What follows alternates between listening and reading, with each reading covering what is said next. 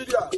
Nigeria Watch, the only media that have been consistent speaking against the bad government and for the purpose for reformers.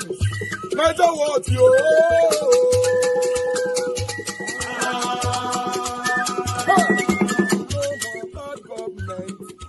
No more bad government. Nigeria Watch. No more bad government. Nigeria Watch. No more bad government. The only media that have been speaking. No more bad government. The voice of the voiceless. No more bad government. No more bad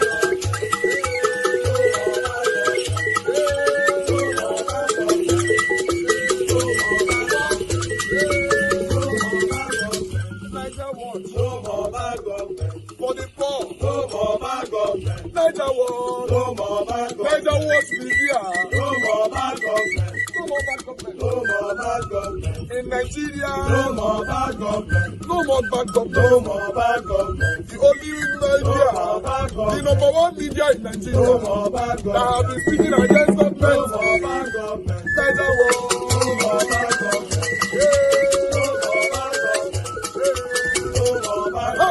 Nigeria Watch, yo! The voice of the voiceless! The voice of the voiceless,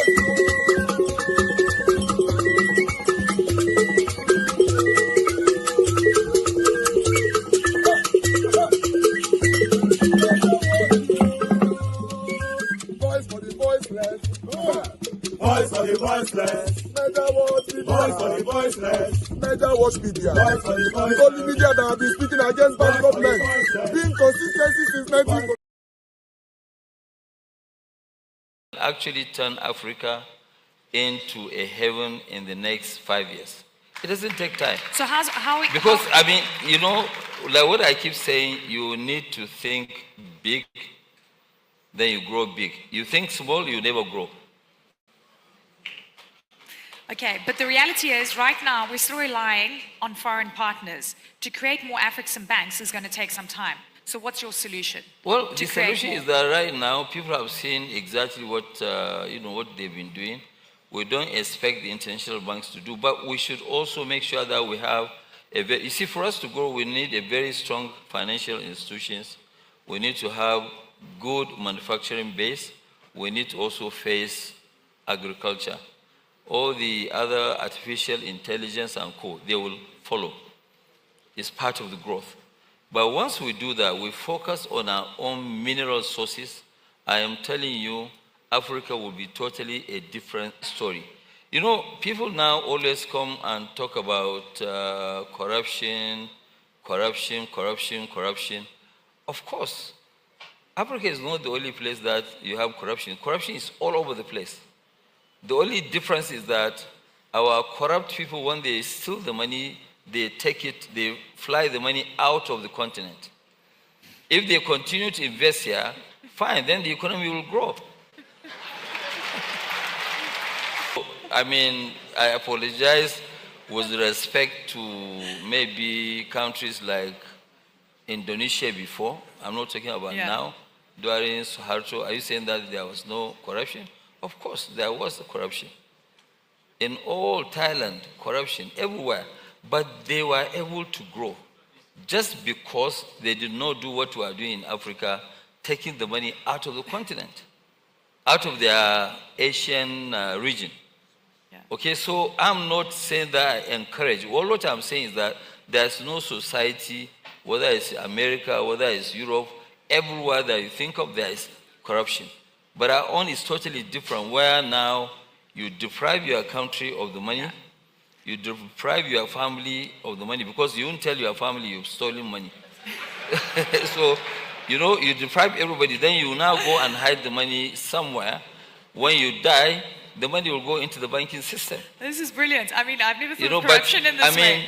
To tell you the truth, okay, like now, somebody was asking me a question. I sent some people came to visit our own fertilizer, and I was telling them that, you know, I've said it before in one forum, that in the next 40 months, Africa will not import fertilizer from anywhere.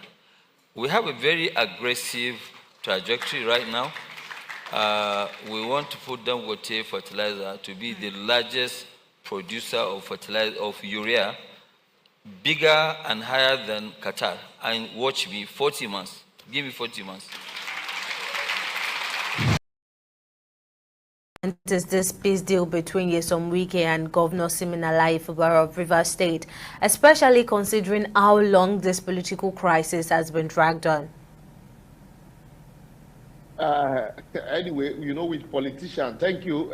With politicians, it is actually very difficult for you to say, yeah, this marked the end of all the crisis, because mind you, there was when in the heat of this crisis, there was a peace parley that was reached between parties and an executive order agreement reached, and they signed it to an executive order, and then only for parties to get to Rivers State and then those around the corridors of power, you know, threw in their advice, and then before you knew it, everything went back. So at this stage, I think because of the state of emergency declared in Rivers State, even though I do not agree with that procedure, it's almost as if, you know, Fubara is negotiating from a position of weakness. We had consistently warned him that it will get to this position and where he will negotiate from a point of weakness. So he's negotiating from a point of weakness, and certainly he will agree to peace and agree to everything. But his body language is not still too convincing. But anyway, with what is going on, local government elections have to be conducted. And so he might just be surrounded by people who can rein in him anytime, you know, he falls out of line. So maybe that will sustain the peace. Now, speaking on the part of negotiating from the point of weakness, now there are unconfirmed reports suggesting the part of the deal includes Governor Fubara agreeing not to seek re-election in 2027. Now, can you tell us what you make of this? Yeah, certainly with what has happened, you know, the fights, the 2 years fight that was unnecessary.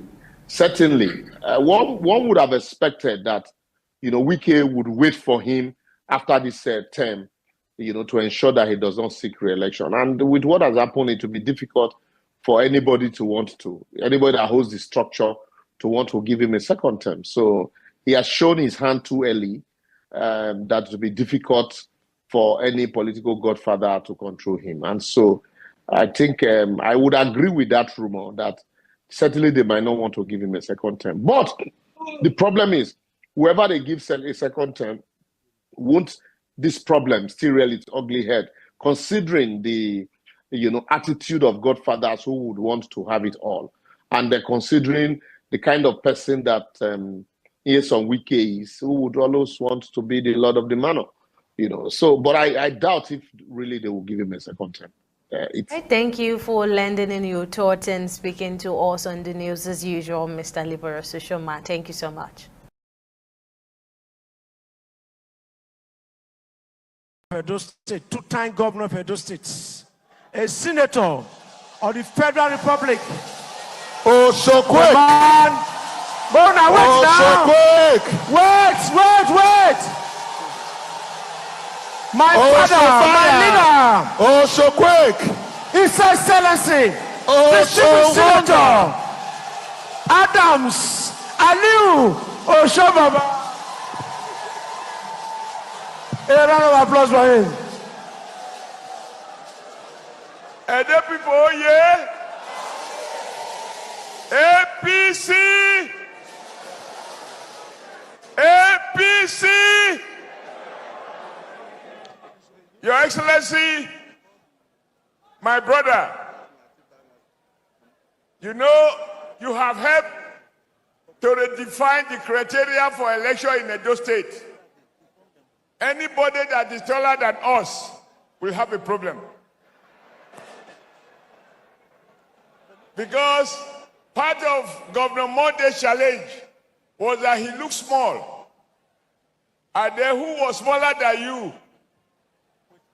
Monde, who was smaller than you, I believe myself. So the maintenance cost is very small, but the only difference is that you don't talk much and I have to talk a little more. But let me join all those who have spoken to congratulate you for hosting your brothers across the country who are of APC extraction. That is a big honor that I didn't have the privilege of hosting when I was here. We hosted South-South, but we never hosted the whole APC governors as you have done. May many more good things happen while you are here. They say, when the righteous reign, the people rejoice. I think it is also right and proper that I congratulate and welcome in a very special way a man who by his own action and deeds, quiet but rugged, the governor of Cross River State. I don't know how many rivers he crossed to get to Benin. But why I am extremely happy for you is that in our moment of stress, in our moment of almost crisis, you were there for us. You came once, you came twice.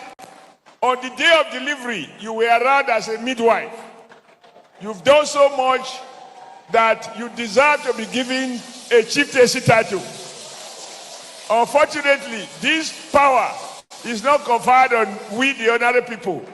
Otherwise, we will give you a chieftaincy title.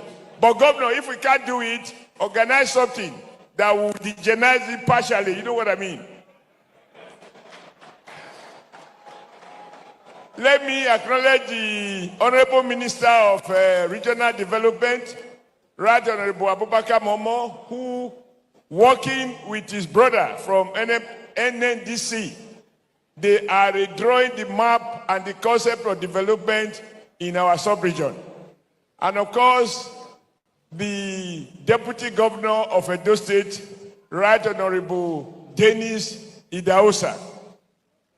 I'm very pleased this afternoon to welcome my friend, my neighbor. For your information, I have relocated. Timmy Silva. We were both governors at one time or the other, and we did a couple of things together. It's nice to welcome you to Benin. And of course, our woman leader, who is also here, she's always looking younger, young. And may your tenure be long at the National Working Committee. Once a general, always a general. General Charles Ariawiri, you are welcome. Nice to see you wearing our Niger Delta cap. The immediate past Minister of Budget, your budget is still running. General Cecile Esekagbe was a general, always a general. And the only short man in the house, the one that celebrated birthday recently, let me still wish you a happy birthday, because I can see that you are seeing the birthday mood. You are wearing white on white, including white hat. Pastor Osage Ezeyamu and his lovely wife. Let me appreciate the presence of NDDC MD. I'm very happy that you are here because, to my knowledge, for all the period I was governor in this state, Your Excellency Governor Kwewulu, I never had the honor of an NDDC MD coming to attend a political program. Usually, they are technocrats. They don't do politics. So I am happy that my brother and friend, the MD of Niger Delta Development, is here to participate in a regional political gathering. And let me also say that when some people were trying to look at NNDC from the previous eyes, from upper deck, and some of your predecessors, we told them there is a new sheriff at NDDC, and things are changing, and they can only get better and better under your watch. God bless you. If I want to go through all the protocols, it will be a long day, but I need to acknowledge the presence of course, our host chairman, Jared Tenebe, his immediate predecessor, Colonel Imuse, The Right Honorable Speaker, I think many people forgot because you are not as tall as some other speakers. That is the man who presides over the lawmaking and the good governance of Edo State, Honorable Blessing Agbebako. Of course, my colleague in Abuja from the National Assembly, from the Senate, Senator Nelda. I don't call the young lady behind you. Gentlemen, I think today, I don't want to repeat what has been said about the effort, because what we are doing here is not to celebrate Governor Monde Okpebholo's birthday. I think we are here essentially for two purposes. The first is to celebrate what is going on in our state. Because we need to make a distinction between a governor who is celebrating a birthday and when we are celebrating what the governor and the government of Edo State is doing just now. There were many things that we thought were impossible. And so during the campaign, going around the state, we came to the conclusion that we needed a rescue person. And that is how you were crowned by popular demand, Akpako Rescue. And then it was a slogan. Today is a reality. I am a Catholic governor. You have even rescued me from the process of applying for visa to come to Edo State. If that is the only work you have done for me, you have rescued me. Because once upon a time, I was told I cannot come to Edo unless I have the permission of His Excellency, the executive, now retired governor. So thank you for waiving visa requirement. That alone for me is completely rescue. But talking seriously, I have seen, each time I go around, I see many new things happen. The last time I was here, I was told that you have gone to Oshiomhole, not to plant plantain, but to flag off some road project in that local government, which I believe is the largest local government in Edo South.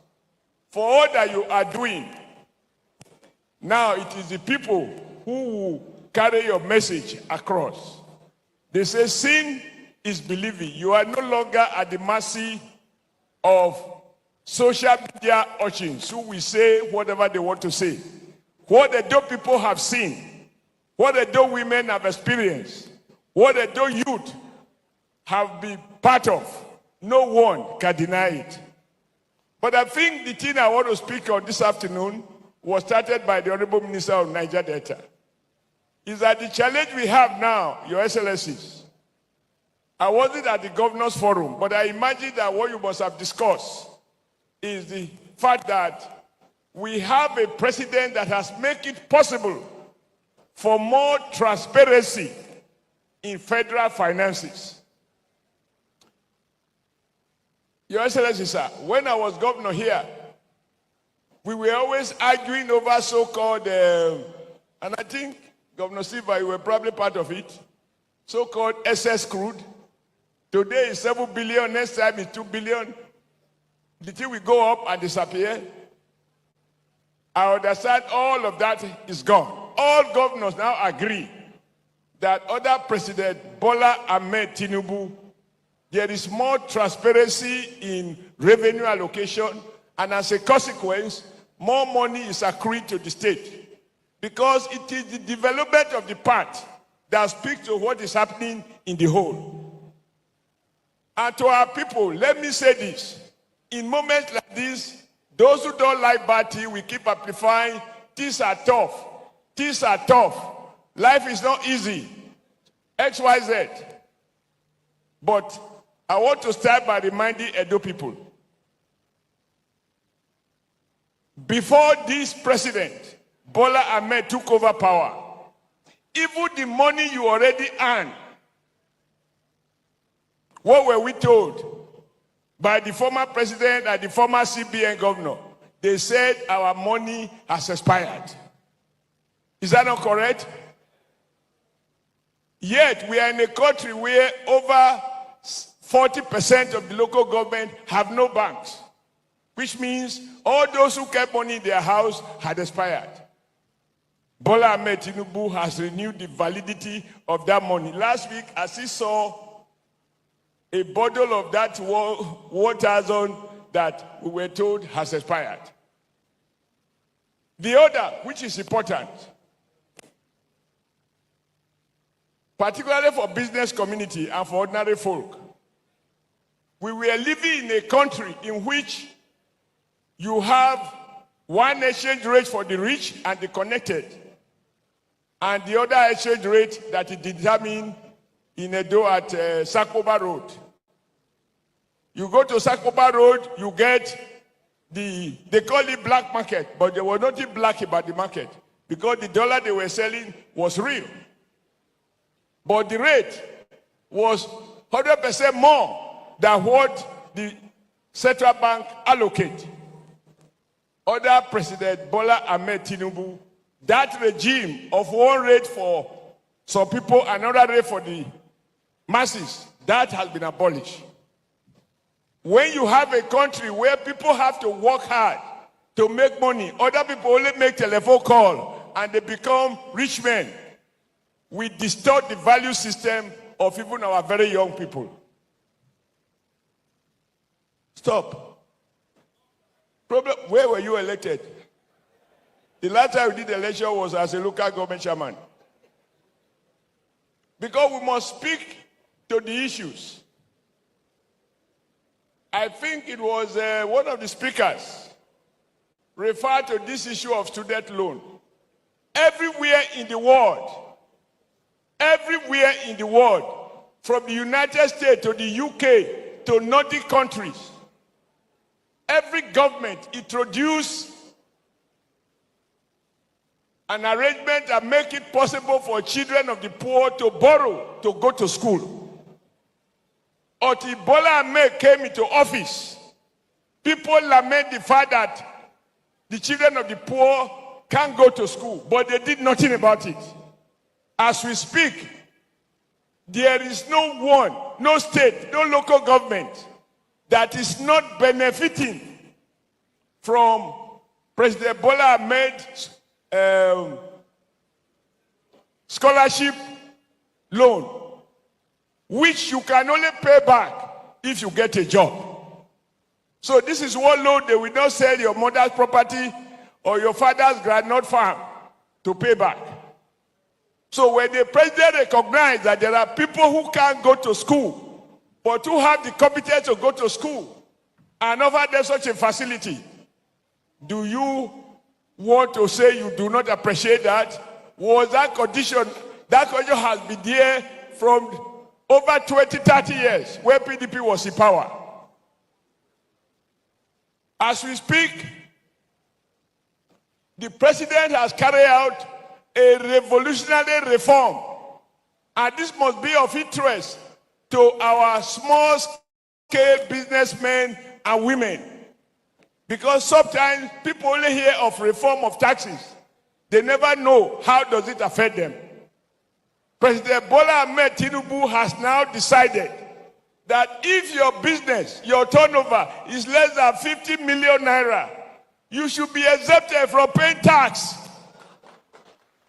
That for me is important. You don't donate blood from somebody who is sick to go and inject to somebody else who is sick. You end up killing two people. Tinubu said the poor should be exempted from taxation. Does that not affect the other man in my village? Does it not affect the other woman in your village? You in Edo State, I am sure you are witnesses to all the efforts which the Nigeria First Lady has been making to target women for financial empowerment. Is it not true? So when the federal government is providing support, Governor Mondo Paolo is providing loans, over time, no citizen will be ignored. Lastly, because Even though I have told him he wasn't elected, but he can punish me next time by pretending he didn't see me, particularly giving my vertical reality. We do need for us to appreciate where we are. Please, we all have a duty to educate the man on the street where we are coming from. We are coming from a country that was almost like Zimbabwe or Idi Amin's Uganda, where Idi Amin Dada asked the central bank governor, go and print money for us to share to people. And the governor said, if we print more money, Uganda currency will be like a sheet paper. And Idi Amin was reported as saying, you call the money sheet paper, we'll teach you what to do with sheet. A week later, the man had an accident and he was gone. This is what the immediate past CBA governor was doing. In the Senate, we have the records. Now that they printed over 31 trillion naira, which they call ways and means. You know, when government want to deceive the people, they use jargon. They call it ways and means, but I can tell you what it means. It means a situation in which government print back notes, not based on what we have earned or any resources, just print back notes to go and share the people to meet their money illusion. It is the result of that excessive printing of back notes that led to the collapse of the naira.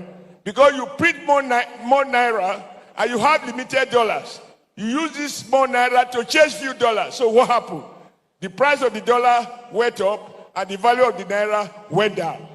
So to understand the root cause of the present cost of living and the exchange rate regime, you must trace it and locate it in terms of the excessive amount of banknotes, two so-called ways and means, which the past government created and which this government has eliminated. We could go on and on. Nigeria was borrowing every day the way fish drink water. Today, it has been the burden of President Bola Ahmed Tinubu to pay back those loans in order to guarantee the sovereignty of our nation. And of course, at selfish level, we in Edo State, this president has shown specific concern to Edo. He told us when he came for election, for those who say Edo cannot be, Edo is not Lagos. President said when he win, Edo will not only become Lagos, Edo might even become much more than Lagos. And with the relationship between our governor and our president, now that the governor is settling down, all the distractions are almost over. I am sure he will meet the president for the next stage, the process of transforming Edo to be much more than Lagos, because after all, there are arguments that many people in Lagos came from Benin. Many people in Lagos came from Benin.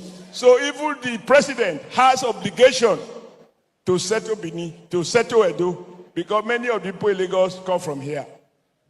Now, I conclude by thanking the House of Assembly for the support you are giving to the governor, members of the State Executive Council, and all those who have come from various South-South zones, the commissioners, special advisors, secretary to government.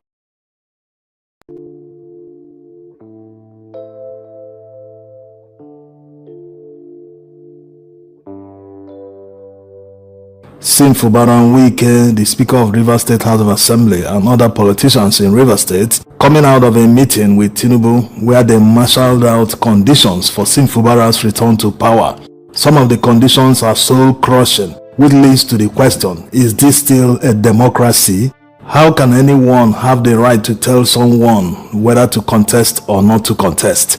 Tinubu doesn't have that power, neither does Wike have that power. So why are they imposing it on Sim Fubaran not to recontest in 2027? Also, another worrying condition they gave Sim Fubaran for his return to power is that he will not nominate candidates to the forthcoming local government elections in Rivers State. It has never happened in Nigeria before. How can a governor not nominate candidates or at least help his people at the grassroots to get to local government offices, whether councillors or chairmanship positions.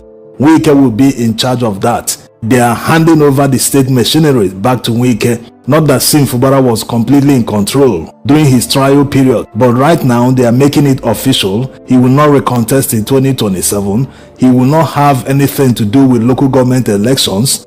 Remember, the sole administrator appointed someone from Cross River State to head the River State Independent Electoral Commission. It was debated in the Senate. It's not clear if they eventually passed it and allowed that man from Calabar to head the River State Independent Electoral Commission. So you can see all these have been in the plans. Forget about all they have been doing, the court cases, the decision of the Supreme Court, the declaration of state of emergency. They have all turned around and arrived at their original intention. These conditions they've given Sim Fubara today are the same conditions he was given before the trouble started. Yes, remember when he signed agreement in Aso Rock, he tried to maintain his part of the agreement, but they wanted to impeach him, brought all sorts of frustrations, and here we are. He also has accepted everything.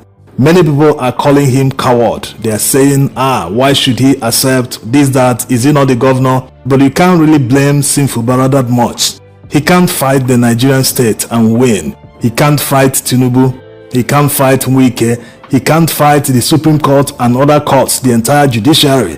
He can't also, while fighting all these people, fight the River State House of Assembly members. So this is the reality.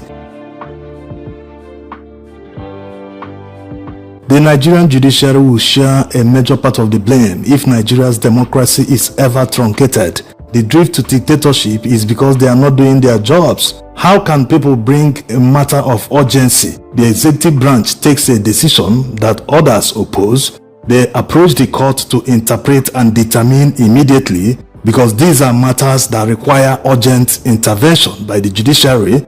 They abscond from their duties. The declaration of state of emergency by Tinubu in Rivers State stands illegal. Never mind the fact that the National Assembly backed it with a voice vote when the Constitution says they must conduct a head count. They did all this, and PDP governors approached the Supreme Court to interpret a matter that is so urgent. Imagine Tinubu removing or suspending an elected governor. But instead of the Supreme Court to hear the matter, because it borders on democracy, it is so urgent that the Supreme Court justices must sit the same day to decide to make a declaration, correct the executive branch, assuming they are doing the wrong thing, assuming they are flouting the Constitution. But what did they do? They absconded from their duties. Up till now, they have not heard that matter. Compare that to what happened in Kenya. There is massive protest in Kenya right now, and the Communication Authority in Kenya started threatening media homes to stop broadcasting the protest live. But they resisted. The Standard refused the order, telling them that it is illegal. They quoted their law. They said the Communication Authority doesn't have the power to stop them from broadcasting live. They also wrote to the people that are broadcasting their signals, threatening them with lawsuits that if they ever block their signal, they will go to court because they've already signed contracts. Will that ever happen in Nigeria? Absolutely not. And to cap it all, to prove that Kenya is far ahead Nigeria as far as democracy is concerned, they approached the court and the court delivered ruling the same day. Can you imagine? Communication Authority threatening the media homes to stop broadcasting the protest live, and they approached the court sat and made a decision the same day, telling them that they do not have the right to stop live broadcast by media companies. So you can see, this can never happen in Nigeria. This is how you uphold democracy. In a democracy, everyone has a right to protest. There is freedom of speech. You cannot stop the press from reporting what is happening in the country. So these are the issues. In Nigeria, they have conquered everywhere. They have captured all branches of government. How can people approach the Supreme Court to determine something that might truncate democracy in Nigeria? They abscond from their duties. Since how many months they've never heard the matter at the Supreme Court? So like already said, people shouldn't blame Sim Fubara that much. He can't fight everyone at the same time and win. Maybe that's what he realized. That was why he said, okay, let me just accept all the conditions. Let me return to power and finish my term. Maybe, who knows, he will just disappear.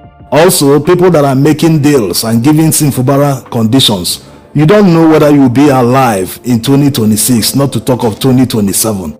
You do not know what will happen by then. You do not know if he will decamp to another party other than APC, or even decamp to APC and still stay in that APC and work against APC, like it is happening everywhere. This young man, an SSA to Tinubu, he resigned his position, citing the fact that Wike is in PDP, but he is controlling APC in Abuja. It didn't make any sense to him. We have a Wike who is a member of the PDP, destroying the PDP with the support of Mr. President, because the office of the Minister of the FCT is not a political position, it's a state power.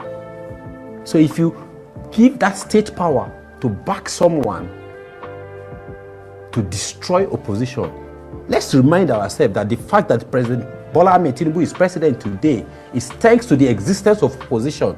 He might have played a huge role in keeping opposition alive, and he has gotten the biggest reward from installing himself practically. That's okay. But what isn't okay is now destroying the opposition because you don't want rivalry. You can't sell me liberalized economy but monopolize politics. It doesn't work. It doesn't work. You are against monopoly in economy, but you are promoting monopoly in politics. Economy is a subset of your politics. And we think it is okay that we have a set of people who want to sit on our yesterday, sit on our today, and steal our tomorrow. No, it's not okay. Pick 80% of every card-carrying member who were responsible for his re-election, for his election. They are aggrieved. They are inside, but they are unhappy. So they're working from within against him. They are just waiting to see the light. According to this guy, about 80% of APC members are disillusioned. They don't want to dump the party, but they are willing to stay in that party and work against their own party in 2027. So this is the reality of our time. Forget posturing. Tinubu is making it seem as if, it is settled. The election is settled for him. No one can win him. He has already won. No, it is not settled. Just like El-Rufai said, they are facing a huge battle. They know it. President Tinubu is determined to make this election look as if it is settled. It is not. They are giving the impression through defections and so on as if, this is set. It is not. We know. Okay? It is not. And as I've said before, and I'll say it again, I have looked at the numbers, I've looked at the trends of elections. President Tinubu has no pathway to win.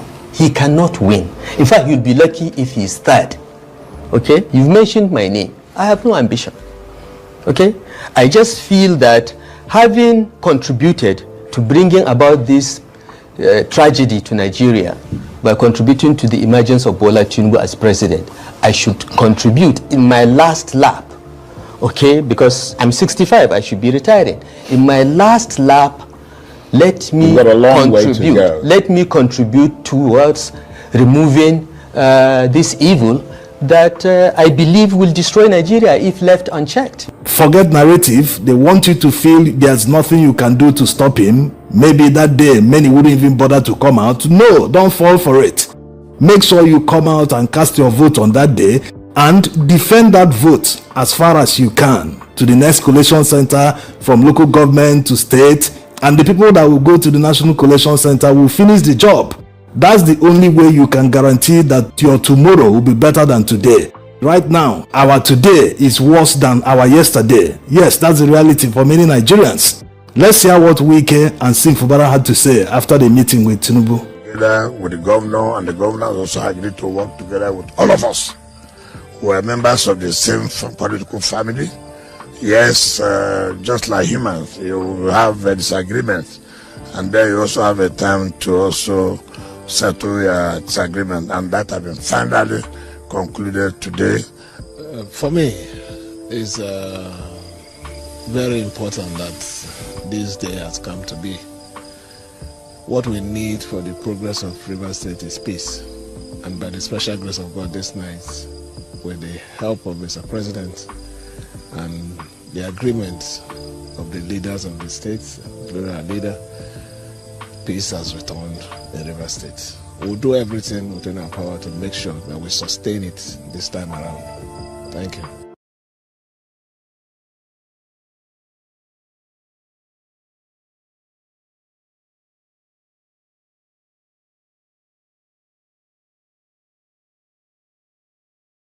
This Friday, to the news of President Tinubu's reconciliation of the feuding parties in Rivers State, where we learned of this last night.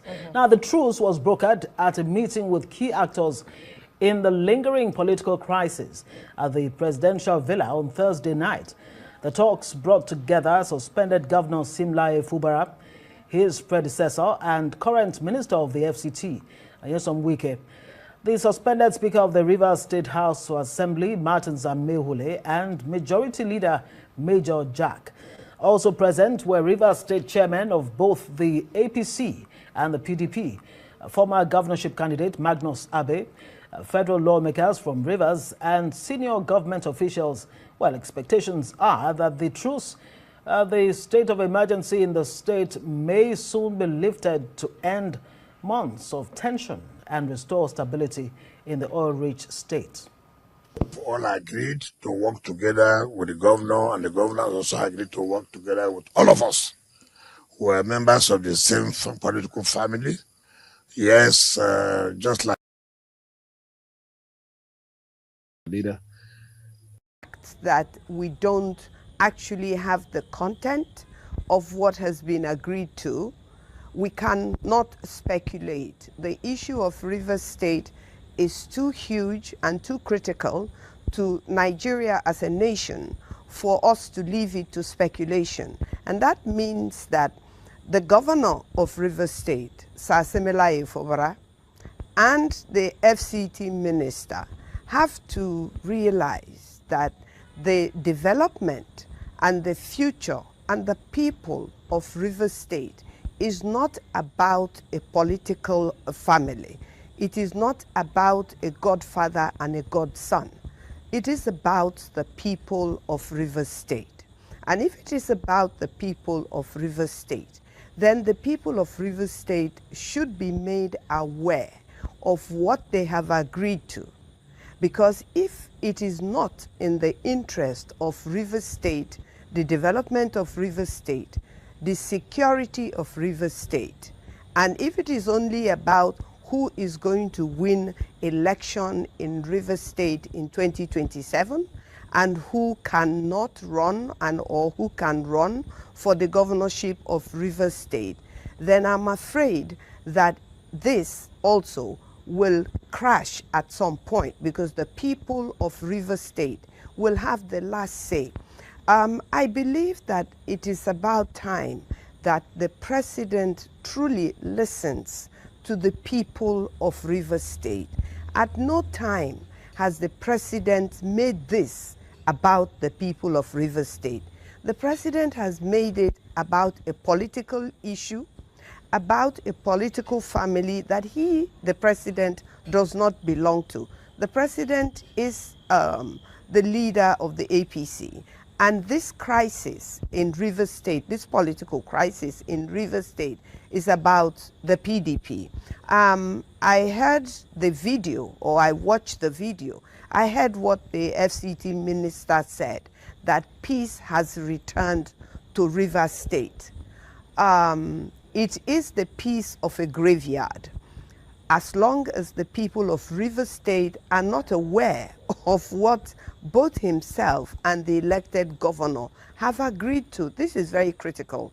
And the fact that the governor have recognized by his own speech that the leaders of Rivers State, the people that attended the meeting with the president of Nigeria yesterday, are not the only leaders of Rivers State. There are some leaders of the PDP political party. So really, the people of Rivers State have been thrown under the bus once again by the attempt of the president in the desire, if you like, to make sure that Rivers State is captured by a handful of both Rivers sons and daughters, but in this case, I saw no woman in that picture. If you look at the picture that we all saw this morning, you can see very clearly that there is something very seriously unacceptable about the capture of the picture.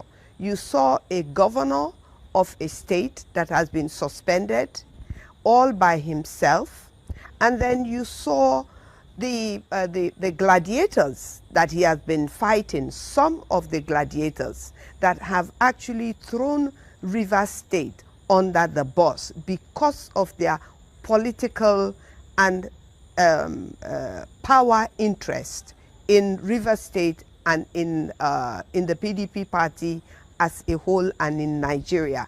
For me, as a daughter of Rivers State, that is a warning sign that if anybody thinks and believes that because of the picturing we saw yesterday, that everything is okay in Rivers State and everything has gone back to normal. No, all it has done is that it has gone back to where it was before the crisis started in Rivers State. And really, Rivers State people should and will have the last say on what will happen in Rivers State.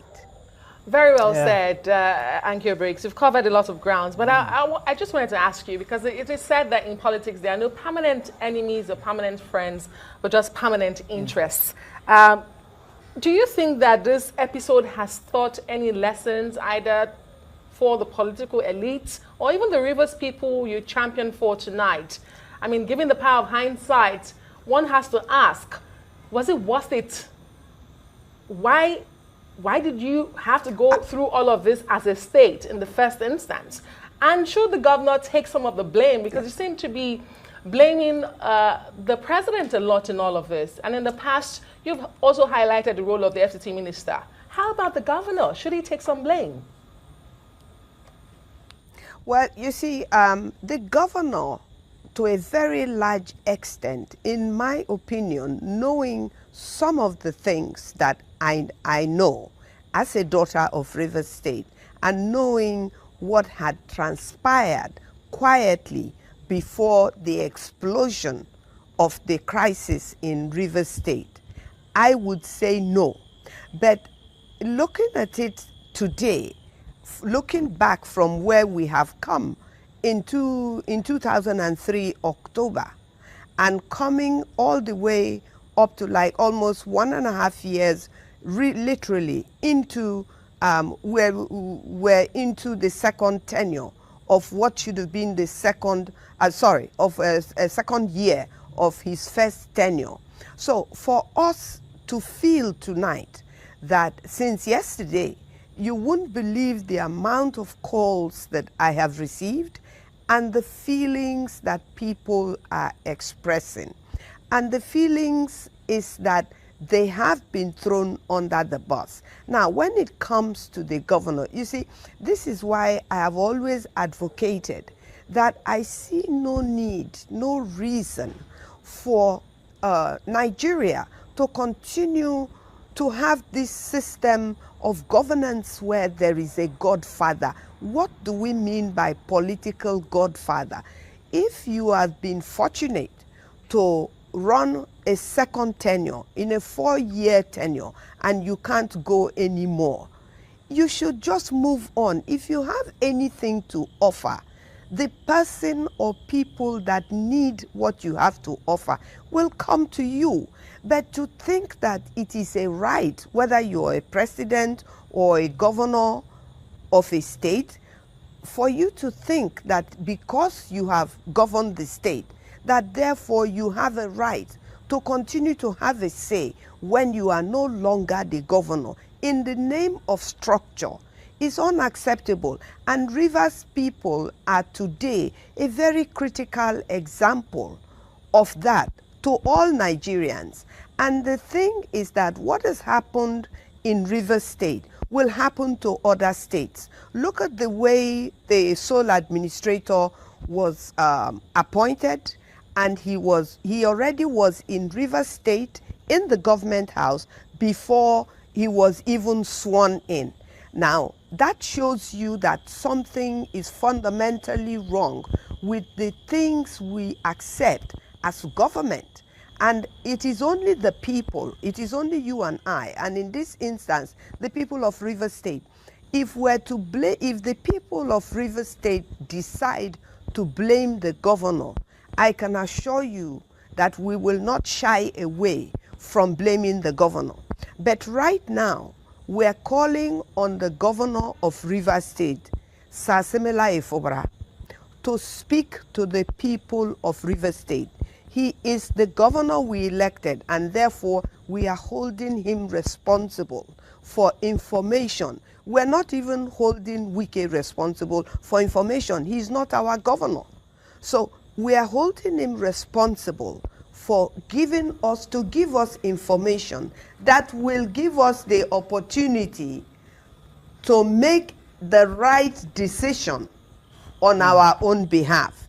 When it comes to blaming him, we will blame him when the time comes. But for now, we want to hear what the terms of what is going to bring the peace that they are claiming is coming to Rivers State. How is that peace going to come? And how is it? Right. I won't even go into the speculation at all. I refuse to indulge in it because it could be wrong. Until we are told what, until we are told officially what has been agreed and what has been disagreed, I personally will not make a comment on that. But I will make this comment, which is that the governance of Rivers State is by what we call upland and riverine dichotomy.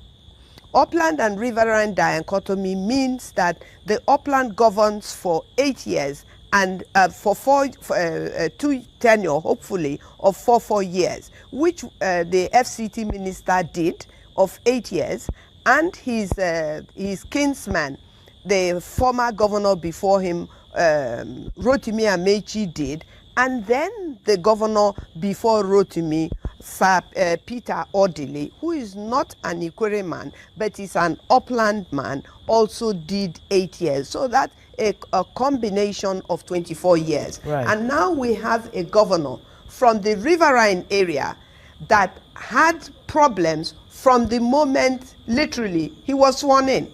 Okay. Well, really... How on a day this morning? Happy weekend to every one of you. We don't come again concerning Edo State. As you all know, say, army, they demolish buildings, they go for one particular community for Benin City. I don't fit talk about this thing more than 2 or 3 times on my platform. Then very dark manner went on ground to investigate why army is doing this. And we showcased that particular video here about 2 days ago or so. Now, immediately very dark man left that community. Army went back there and started demolishing more buildings again, allegedly. Now, very dark man don't come out again and can't respond to army. Can't give them sound warning. Say, this is my last warning for you people. If you like, listen. If you like, make it not listen. I'd like us to listen to what very dark man have to say and the message to the army. All right, so this is a warning to the Nigerian army. With all due respect, you people have a lot of power, but you choose to abuse it, and I don't know why. An issue that you address with civility when I want use by force and by power. Now, there's a video I omitted from the last video I posted when I go get it for Edo State. The reason why I removed that video is because I know, say, if I post that video, it will cause chaos. And if you make Edo people go to attack Fulani. But after I left Edo State, the Nigerian army still went to that community and started scattering it. I will play the video so that you people can see, then you understand what I mean.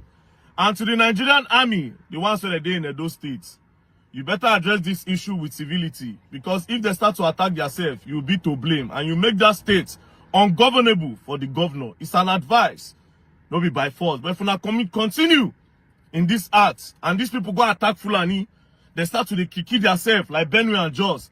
By that time, when our eye go clear, it is a warning, and I don't talk my own. Now, let me play the video. All right, so behind me is the evidence of his allegation that they're installing a camp for the Fulanis while demolishing their community. Now, I will understand his reason for believing this, because this place is in the bush. The place they are demolishing is just in front. And he's also saying that there are more camps of these Fulani people. How many other camps have you seen with your eyes? The ones I've seen with my eyes, like this one, is just one of it. There's still about 4 inside. You can't go there. Why can't you go there? Because if anybody go there, will not come out alive. Even GPNG bullets have been recovered from here. Different guns have been recovered from here. In this place. Yes. State CIDs are where, AIGs are where. But have you seen with your eye? Yes. We have seen with videos. There's video that the Koma used to pop bullets here. Okay. There are videos. We cannot go inside now because of the risk. As we are even here now, we are on risk. We are on risk. So all right. No problem. Let me go and show you the barracks. Sure, you heard all the allegations in that video. While we were talking, a Fulani man came. When the Fulani man came, I told him, I said, this is what these people said. This is the response.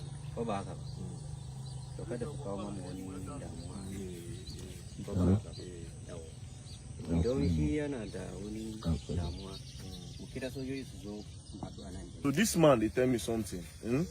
In the tell me talk, say, you see this place, say, now give, they give them. Say, and also, this now the Fulani man they in charge of here. He say, and also, if the community don't want them, say, when they just tell them, they go.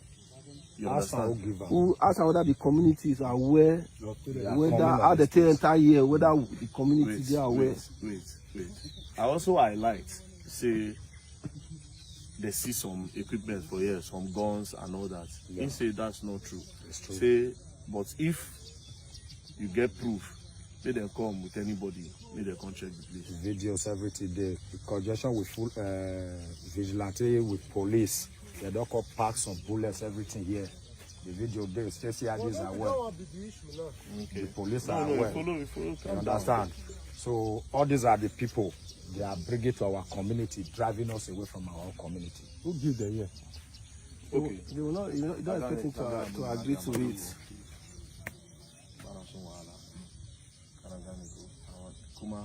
Now do I get Benue? That's about the Afaro Benue. Nina na video they are Benue fa. Na jeguru na jina no na musu we anke shewai. Yanzu da yana gya ma ko nkira woni bro lanka. Cut the camera. Now, after his response, we were there. I was still talking to him that I want peace. I want to address this situation, and I hope to report to the authorities so that they can come in before it turns a bloodbath. As we were there, some other ones came and they instructed our bikes not to leave. If nobody say I use diplomacy, I swear to God, for that place, they go start to chook themselves knife. Those guys, when me and them come, and those Fulani guys. And I'm not even joking. I had to use diplomacy, speak to the Fulani man that, see, I know that a lot of things are happening behind closed doors, that you people might also be a victim. This thing, our government, they run them. I spoke to him, and that was when everything calmed down and we left. I now called the guy. I spoke to him, I said, you say you see bullets for that place, do you have proof? Then he sent me a video. The video is in my possession. I am not going to post it. You understand? The video he sent me is in my possession. But I'm advising that the Nigerian army in Edo State and the governor of Edo State should come in now. When they cry, they tell you, say, address this situation. You are saying that the people of Ogede, they enter inside your land. That the land is meant for your barrack. Where you there when they build those buildings for there? Where were you, Nigerian army? When those people were doing 1, 2, 3, 4, 5, 6 building? Why didn't you stop them when they were encroaching into your land the first time? From nowhere, after they don't build a full community, you start demolishing and saying that they entered your land. Even if you are right that they entered your land, why can't you address it and tell them, oh, you entered my land, these are the papers. Let's speak to the state government to allocate you people somewhere else. Not be everything be gara-gara. Because when they in child, na get gun, na get bomb, When I just enter community, back, start to the scatter. We have law. We respect you people. We fear you people. You know me say we no go talk. The highest thing you will do na we die. Do you understand? But the way una they do for this country now, it's not just fair. Please, I'm calling on the executive governor of Edo State. I too like Sheriff. Now they talk Delta State. Executive governor of Edo State, Monday Okpebolo. Please, it's a warning and an advice. If you don't address this situation, and this allegation starts to gain weight, and these people finally believe saying a Fulani make you, they pursue them. Make army, Nigerian army, they pursue them to get a Fulani settlement. It's going to cause a war in Edo State. And by then, when I go understand which side they try to talk. Well, I don't talk my own. Peace and love, don't play. If you all play, you're going to learn. And you will learn the hard way. Whoever is in charge of the army in the community, please address this situation now when problem never did. Please, please. Thank you very much and don't play. If you play, you're going to learn. Again, you will learn the hard way. As VDN they come up for the community, now they come back again. These people came back with big data, enough army, about 2 trucks. Now they come out, enter the community again. So they for this one, I will show another one again just now. And Mona see Percy house, Mona see Percy sweat, Mona see complete 2 flats. Now they bring down like this. So Nigerians, this one are straight another 2 flats. This evening, no.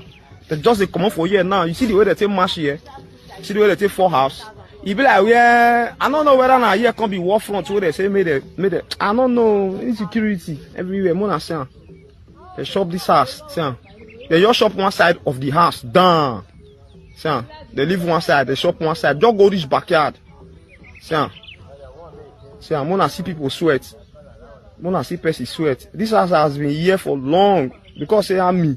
The first shop one side though, but no. This is painful. I'm gonna see houses. Borehole don't even stay here before, but because they are me, they may they not build. They leave everything. Person leave everything. Imagine now you can't send message to this person and say, "Baba, come, they don't chop your house into 2 flats. They don't shop one side, come out." Right from here now, go like this. They bring them down. See people sweat. Easy, I never build the house finish. People sweat. And this house like this now, the house don't wet where. So as they touch and they fall. As they touch and they fall. Yeah. But I will deliver what the Lord had put in my heart to deliver to Nigeria. As we are gathered to bury Pa Ike Clegg, the voice of Pandev, the voice of Niger Delta, the proclaimer of integrity, the man who says yes and he will never turn to no, the one who will fight and look and say, this is the right way. But because you people are after this, I will let go. But no, Bishop, you forced me against my will. And I said, Papa, don't worry. God will take care of the rest. Nigerians, a good name is to be chosen rather than great riches. Why must we choose a good name? Because our works shall be remembered after our exit. In 1 Timothy chapter 6, Paul writing to his son in the Lord, he encouraged him. 1 Timothy chapter 6, from verse 7, Paul started speaking in clear terms to a son who will succeed him. And he said, my son, remember this, if there is no other thing, you need to know. Let me come from verse 6. Now, godliness with contentment is great gain. For we brought nothing into this world. And it is certain we can carry nothing out. The best, the word we give Papa Clegg is this gathering. This, 6 feet. I'm sure his building at Asokoro is now empty. The children will go there to sleep, but Papa will no longer be there.